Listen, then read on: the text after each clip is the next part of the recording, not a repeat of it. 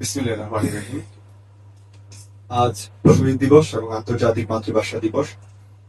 আন্তর্জাতিক মাতৃভাষা দিবস ও শহীদ দিবসের আলোচনা সভায় আজকে উপস্থিত আছেন বিশ্ববিদ্যালয়ের মাননীয় উপাচার্য ও উপ উপাচার্য সহ আমাদের শিক্ষকবৃন্দ, কর্মকর্তা কর্মচারী এবং আমার প্রাণের শিক্ষার্থীবৃন্দ। সবার প্রতি আমার সালাম, আসসালামু আলাইকুম। আজকের যে দিনটিতে দাঁড়িয়ে আমরা আলোচনা করেছি সেই দিনটি অত্যন্ত তাৎপর্যপূর্ণ এবং এই দিনের মাধ্যমেই বাঙালির যে স্বাধিকার আন্দোলন সেটির সূচনা হয়েছিল এবং 21 থেকে যে শিক্ষা, যে চেতনা, সেটি ধারণ করে আমরা মহান মুক্তিযুদ্ধ করেছিলাম। 21 কোন অতীতের ঘটনা নয়, বরং 21 বর্তমান এবং ভবিষ্যতের পথ নির্দেশক।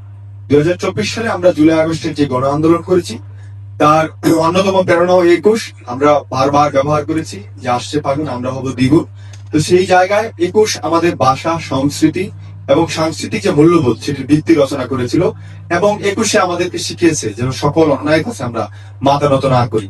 তো 21 শুধুমাত্র অতীতের ঘটনা হিসেবে নয়, বর্তমান এবং ভবিষ্যতের পথ নির্দেশক হিসাবে আমি ধারণ করি এবং বিশ্বাস করি। 21 যারা শহীদ হয়েছিল তারা সেই যুগের যেমন প্রেরণা ছিল, আজকের যুগের প্রেরণা এবং ভবিষ্যতের প্রেরণা হয়ে থাকবে।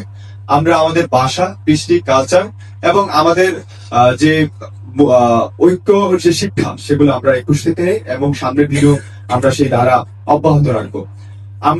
আমি বিশ্ববিদ্যালয়ের সহ সকল পর্যায় থেকে বাংলার ব্যবহার যেন আরো সুন্দরভাবে বাড়ে এবং আমরা যেন বাংলাতেই জাদু, বাংলাতেই মধু, সেই জিনিসটা ধারণ করি, সেই আহ্বান সবার কাছে রাখবো।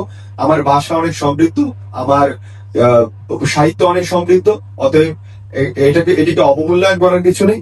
তা আমি আজকের অনুষ্ঠান থেকে বাংলা ভাষাকে আঁকড়ে ধরে এবং শুধুমাত্র বাংলা না, পৃথিবীর সকল মাতৃভাষার প্রতি সম্মান জানানোর আহ্বান করবো এবং শুধু আলোচনা সভাতেই না, সেটি যেন আমরা লালন করি এবং ধারণ করি, সে প্রত্যয় ব্যক্ত করবো।